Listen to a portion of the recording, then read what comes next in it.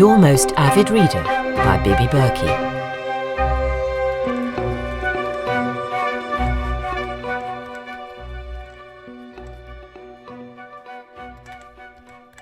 Chapter received with thanks.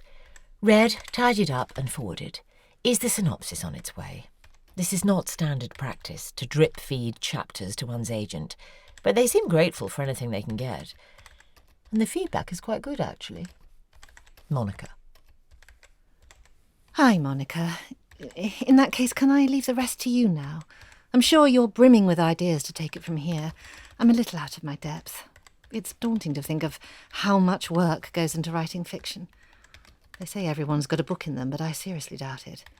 It's a three-way split, isn't it? Inspiration, discipline and luck. I don't know what the ratio is, though.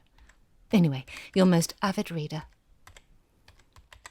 You don't mention talent in your little writer's trinity. Is that because you don't believe it? You think that what separates success from the lack of it is not an intrinsic ability, but luck and labour? Possibly, I don't know. I must ask you again, Hilary. What do you want of me? Am I your route to getting somewhere? Am I going to discover soon enough that you demand your name on this book? No, it's all yours. I have no such ambition. I don't wish to gain financially or professionally from it, and to be honest, I don't wish to write any more of it. Although I've pretty much worked out the plot. I mentioned how I ran off to America, didn't I? Well, I went with nothing. I'm not talking about money. I had considerable savings and some little family wealth, and so I wasn't destitute. And anyway, I carried on using the marital joint account for ages before my idiot ex noticed. And he didn't do anything about it once he did. No, what I mean was that I had no aim. When I ran away, I thought perhaps it would be romantic just to drift and see where I'd wash up. But that's not me, not really. I was trying to ignore reality for a while, and it didn't work. Within weeks of arriving in New York, where I stayed in my half-sister's tiny apartment, I was panicking because I had nothing ahead of me. Didn't have the stomach for PR again. I knew I wouldn't be able to impress anyone sufficiently, and that was just too awful a thought. I'd do something else, I decided. Something new, and do it well. But not knowing what made me desperate, and there was a kind of wild restlessness in me. I felt like everybody owed me an apology about myself. You once asked me where I got my idea for the Clement Street series. Well, it kind of grew in my head, via an offhand comment from some long-forgotten conversation. It had nagged me for years. It was coming through all muffled, not fully formed. There was something missing, possibly my own confidence in making something of it. Anyway, my half-sister Laura kept inviting me out on double dates, as they call them over there, probably in a bid to get rid of me. I don't blame her. What a gloomy presence I must have been. Then one night I blew up at her and told her that I was fed up with being introduced to one New York banker after another. She protested that she was only trying to help, and I said that she was picking all the interesting ones for herself and leaving the dross for me. Like who? She demanded. Like that editor chap you've seen a couple of times, I said.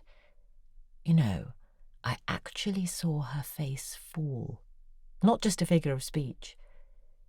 It was because she knew me, and she sensed that I wanted him and that I wouldn't stop until I got him, and she'd have the unpleasantness of battling with me over him.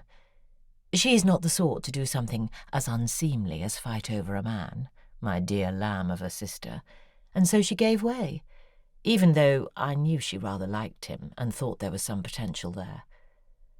And so I had to put my money where my mouth was, and I found it rather easy to seduce him and, well, at least I didn't throw him aside or anything. That would have been insulting to Laura. I stuck with him. This, of course, is Ryan I'm talking about, my husband of 2 years. In many ways, I blame Laura that I married him at all. I'd felt so guilty about her sacrifice that I dredged up more enthusiasm for him and for our relationship than either deserved. And he was such an American-looking chap as well, you see. All lantern jaw and huge teeth, acne-scarred, and with really very thick golden brown hair. A lovely, enthusiastic, sexually obsessed young... Well, he was like a hound, really, if one must describe him in a pictorial way. A good, big, sleek sort of hound. What I haven't mentioned yet is that he got the whole book thing off the ground. You see, I was a very keen reader of women's writing at the time, and by that I don't mean anything too literary. It was everywhere. Those middle and low-brow books were pitched just right for women in my condition, who needed to be distracted from their own squashed dreams. We craved a very simple salvation, nothing too profound, just an outcome where we were found to be good and beautiful and, above all, right. Ryan's publishing house was making a fortune out of these writers, and we would talk often about my idea for a historical series where the chase is always the thing, because the happily ever after is an empty sham that no one believes, and the chase would take place over centuries, backwards and forwards, where the lovers would yearn for each other and yet would never quite reach each other. Meanwhile, around them would play out fascinating moments in British history, enmeshed with subplots of all the usual love, sex, power, etc. Ryan was bowled over, not really by the plot, but by the fact that it was such a ready-made series. With his help, I ground out the first one. A very good editor in his department helped me rework it. My God, but I was keen and willing to learn in those days. And I discovered, after much effort and crushing of the ego, that actually I could do this. I could write a book and make this series happen. Well, my dear, when you have a major publishing house on your side, if not in your bed, there's nothing a writer can't do. In the 2 years that Ryan and I were together, I wrote 3 books with increasing independence. The third was virtually all my own work. One day I said I had to go to London to research a new plot, and once there I emailed him to say I wasn't coming back. He was terribly stung, poor thing, but I knew it was right. He was a good man, and he has a lovely family now. 2 daughters. I've visited them and find his children delightful, if a little too proper. Maybe I'm just too inclined towards those with flaws. I'm too quick to criticise the seemingly perfect, but those who are difficult, problematic, annoying, selfish, boring, well, I can find some fellow feeling there. I'd consider you one of those tediously unselfish types too, if it weren't for the fact that I sense you might have a bit of an ego too, and you're just not letting on. It's the mystery about you that makes me relax about this whole enterprise of ours. I don't care what awful motivation drives you. I feel at home with the awful. Which brings us to payment. Please don't say that the work is its own reward. I won't believe it, and it stinks as an idea. Art should be paid for, shouldn't it?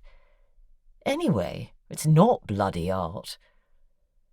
But how should I reward you, if not in cash? I think I know.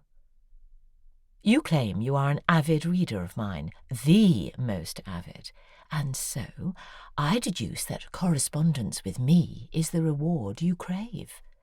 And facts about my life are the payment you have been receiving, and shall continue to receive. Am I right? Have I hit upon the perfect equation?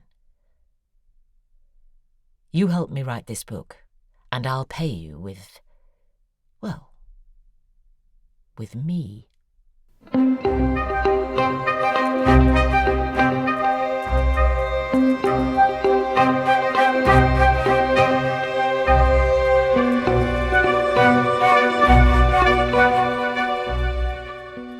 Hilary was played by Rebecca Charles, Monica by Georgina Sutton.